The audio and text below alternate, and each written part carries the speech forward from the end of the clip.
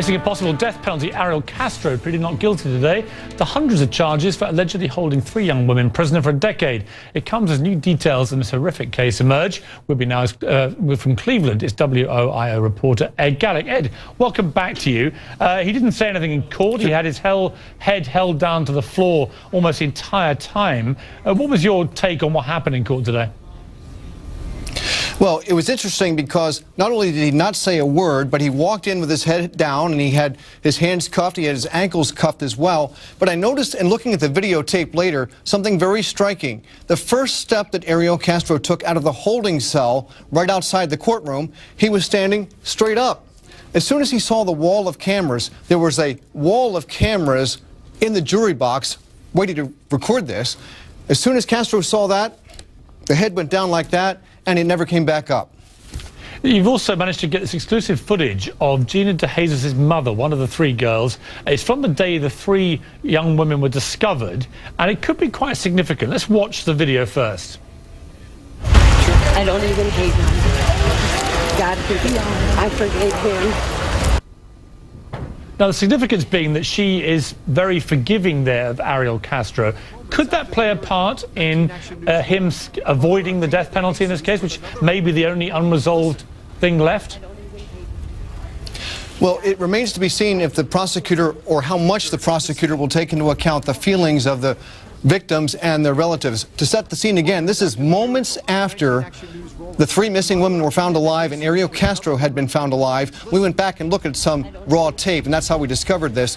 This is the mother of Gina DeJesus, one of the victims, walking away just moments afterwards saying, "I forgive him, God forgive him, God be with him." Now, how could she say something at a time like that after all those years? Well, I do know for a fact that perhaps the most important thing to Gina's mom, even now after all this time, is that Gina is home alive. So above all else, her daughter is back home and she's alive.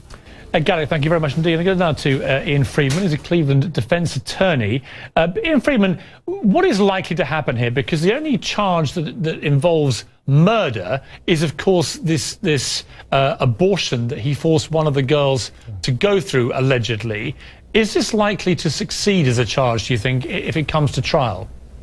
Well, good evening, Piers, and thanks for having me on. I'm sorry that this case even exists. I'm sorry that we even have to talk about a case like this.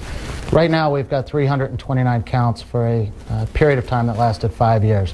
I think what we can expect next, as Prosecutor McGinty, as he stated in his opening press conference, that he's going to charge for every day that he can prove a crime.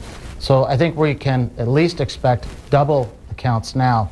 And Prosecutor McGinty, as far as the death penalty, has got to look at all of his evidence, analyze it, and then he's going to roundtable it with the group of prosecutors in his office.